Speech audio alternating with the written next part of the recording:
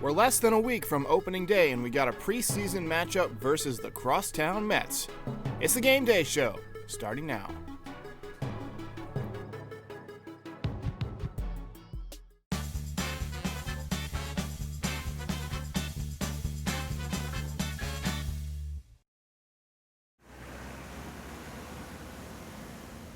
Hey everybody, welcome back to the NYY Recaps Game Day Show. It's been a while. It's been since March 12th. It's been a long 4 months, but we finally have baseball versus the New York Mets. It may not be official, but it's good enough for me, I'll tell you that. We've got some updates with the team to go over. I'll go over the schedule. I'll go over the new rules for the 2020 season. But let's first talk about some of the injuries we've got. Masahiro Tanaka, as you may remember, was hit by a line drive from Giancarlo Stanton. Almost knocked his head off, but it seems like he's okay. He threw a bullpen. Thoughts are he may miss one start. Should be back the second time through the rotation. DJ LeMahieu and Luis Cessa have both recovered from COVID-19 and are on the mend and should rejoin the team this week. Aroldis Chapman is currently away from the team with COVID-19. Word is that his symptoms are not too bad, but we will have Zach Britton as the closer until he comes back. Okay, since a lot of you may not have been following baseball for the past few months during lockdown, I thought it would be helpful to do a bit of a refresh on the state of the team. Let's start with the coaching staff and trainers. There's a new pitching coach, Matt Blake. He's an analytics guy, and he's a bit more of a modern-style pitching coach than Larry Rothschild. The Yankees also have a new catching coach and a new strength and conditioning coach, both guys who are well respected and at the cutting edge of their respective fields. At catcher, Gary Sanchez came into camp in great shape. He's got a new catching stance that's designed to help him get more strikes called, and it should simultaneously take some pressure off of his legs. At first base, Luke Voit is returning from hernia surgery, another guy who lost a bunch of weight and he switched his jersey number to 59. At second base, though he may not be ready to play in today's game because he's just getting back on the field after coronavirus, DJ LeMahieu is expected to get the bulk of the time. He was last year's team MVP. At shortstop, Gleyber Torres. He was set to have a young A-Rod kind of year before the world fell apart. I still think he's going to have a monster 60 games. Third base is going to be mostly Gio Urshela, but you may see some Miguel Andujar get some innings over there just to get his bat in the lineup. Miguel, of course, missed almost all of 2019 with labrum surgery. The outfield is going to be a combination of Mike Tauchman, the sweet-swinging left-handed hitter, Aaron Hicks back from Tommy John surgery, Aaron Judge, the big guy, and Brett Gardner, with a bit of Andujar and Clint Frazier mixed in. Giancarlo Stanton might see some time out there, but he's going to get most of the at-bats as DH as they're trying to keep him in the lineup. In the rotation, Garrett Cole is obviously the number one, followed by James Paxton. Number 3 should be Tanaka, but he's going to miss his first start as he recovers from the concussion that he suffered when he got hit by the line drive from Giancarlo Stanton. Jay Happ, Jordan Montgomery, and Clark Schmidt should get the bulk of the starts. Mike King could also be a factor. Domingo Germán, who was 18-4 last year, was suspended for domestic abuse, and last night he may have retired, posting a cryptic Instagram post in Spanish that says, "I have left baseball. Thanks, my people." He seems depressed, maybe a bit lost. Let's hope that young man finds whatever he's looking for. Maybe he just needs to go out into the desert, eat some mushrooms, and find himself. The bullpen is looking strong once again. Tommy Kahnle, Chad Green, Adam Ottavino, and Zach Britton are all back. Aroldis Chapman is back, but he's sick, so he's a bit behind. The Yankees are the favorites to win the American League in 2020. Alright, so without further ado, let's go over some of the MLB rule changes this year. I'll try and get through this quickly. 60-game season, as I mentioned, the Yankees will only be playing the AL and NL East. There is a universal DH, which means for the first time in Major League history, we're going to have DHs in NL ballparks. Each team has a 60-player pool from which to work. The minor league season has been canceled. There will be 30 people on the active roster to begin the season, and they're going to decrease that incrementally to 26. There will be limited attendance in some ballparks. There will be no fans in others. And there will be a runner on second to begin extra innings. Not a fan of this rule. It's new. It's not really baseball in my opinion, but hey, it is what it is. We got to move these games along. Further rule changes. There will be no spitting, no high fives, and no arguments. They will be limiting the use of the baseballs, so if more than one guy touches the baseball, they're going to throw it out of play. Coaches will wear masks, and there are no scouts permitted to be in the stands at the beginning of the season. And finally, new pitchers entering the game must face at least 3 hitters or finish the inning.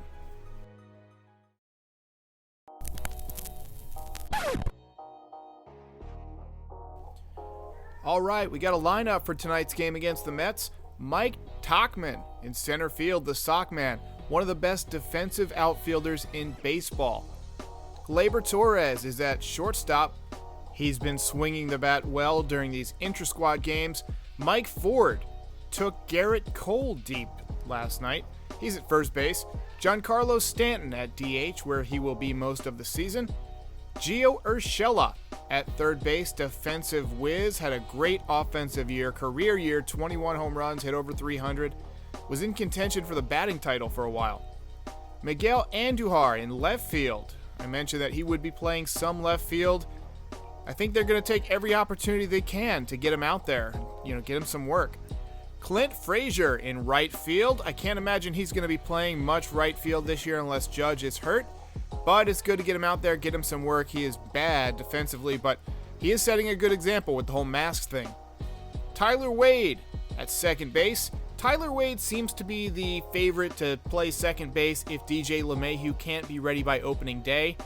I think Thairo Estrada might be a better choice, but Tyler Wade hits left-handed. Max Scherzer is a right-handed pitcher, so I'd imagine that Tyler Wade will be in there if DJ can't play.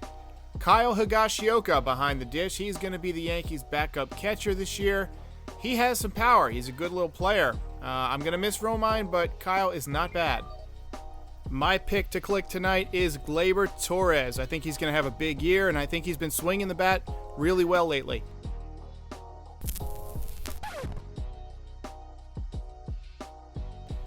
On the mound, Mike King. So you see that he didn't do so well last year in the minors. He was coming back from an injury, had a really good year in 2018, 1.79 ERA. He hides the ball really well, has a good sinker, good command, deceptive windup. Look for him to get a shot if somebody gets hurt.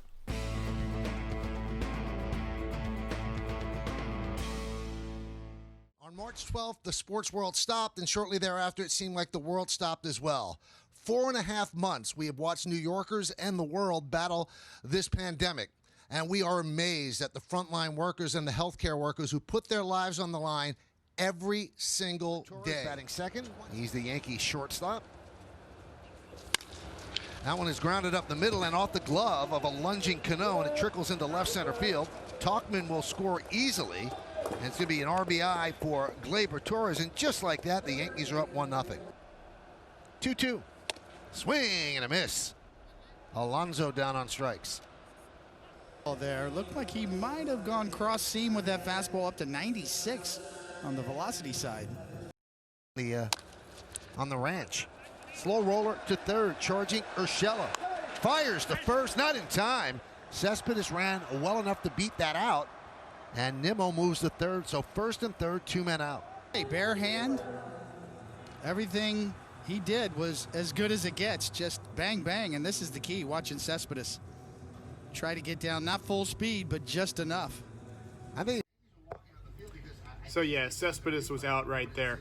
Also, did I hear them say that he injured himself fighting a wild boar on his ranch? He's got a much more exciting life than I do. So on the left is last year, so obviously he wasn't doing that, and I think it's even more extreme than it was in spring training right now. I mean, when your toe is facing the catcher, that's an odd look, but whatever works for him. Swing and a miss. Frazier down on strikes. It's about the craft of pitching. Gleyber Torres gets a workout as he makes all 3 assists. No, that was a shift, so obviously that was Urshela, but it's 1-2-3. The Mets go down to being booed if he strikes out 3 times, and the 4th time he gets himself a home run.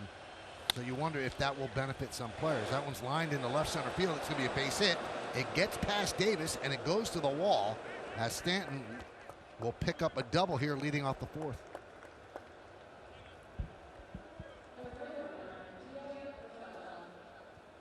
Well, just another example of how hard Giancarlo hits the baseball. You see, Davis thought he had a chance to cut that off, and he had to reroute to go right to the gap as the ball just jumps off. 5 against him. Clint Frazier with a fly ball deep to left field. There it goes. See ya. A long home run for Frazier, a 2-run shot, and the Yankees lead 3-0. That was a bomb from Clint Frazier. That was the second deck at Citi Field. That had to be 430, 440 if it was an inch. I didn't see a measurement yet, but that ball was launched. I love how he has turned that front foot inward. I'll talk more about that in the postgame. So my booth is on the left and the Cone booth is on the right. And a darkened Yankee Stadium is in front of us, and we're watching the game on monitors from Citi Field, and that's the new world as visiting television has to do the game either from a studio or from their home ballpark. A television is not allowed to travel on road trips with the team. 2-2. Punched into center field. It's going to be a base hit. Nimmo rounds third. The throw is not in time. He'll score. So it's an RBI for Alonso, and the Mets have pulled to within 1. It's 3-2 Yankees. There's a base hit to center field. Kratz is going to score. Moving to third is Talkman. It's an RBI single for Estrada, and the Yankees pouring it on here in the 9th inning. They lead 8-2.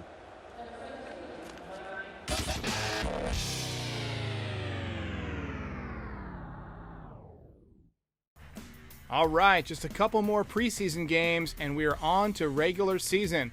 Christmas in July, opening day next Thursday.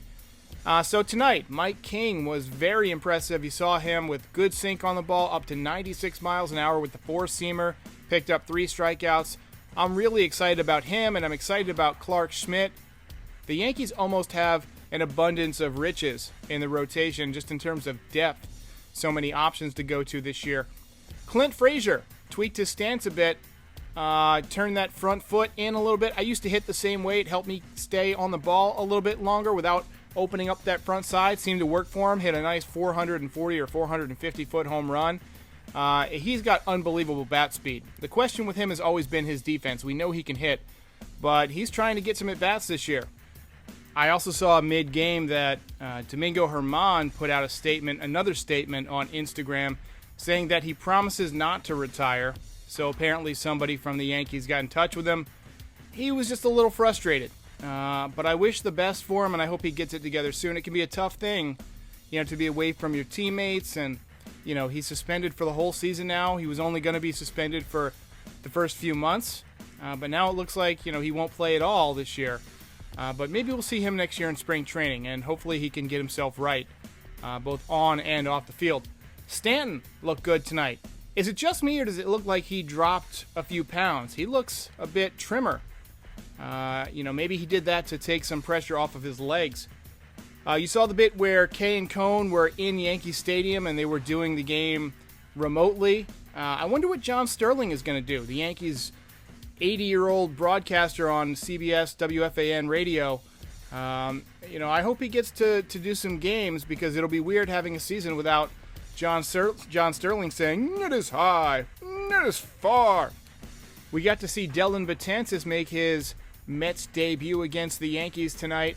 It's weird seeing him in another uniform. I always think of Dellin Betances as a Yankee. I wish he could have had a better run last year. He had those unfortunate injuries, but he's a free agent after this year. So I'm confident that if he has a good 60 games, the Yankees can just sign him. All right, so before I get to player of the game, I wanted to say that I'm going to be doing an episode tomorrow when the Yankees go back home against the Mets in the Bronx. And then opening day is Thursday as the Yankees take on the Nationals. It's actually Thursday night. That game will be on ESPN. But I will be back with a game day show, and I'll have a special piece on Garrett Cole. No surprise here. Player of the game is Clint Frazier. He had the big 2-run home run into the second deck at Citi Field. If you enjoyed this video, please like and subscribe, and I will see you next time and all season long.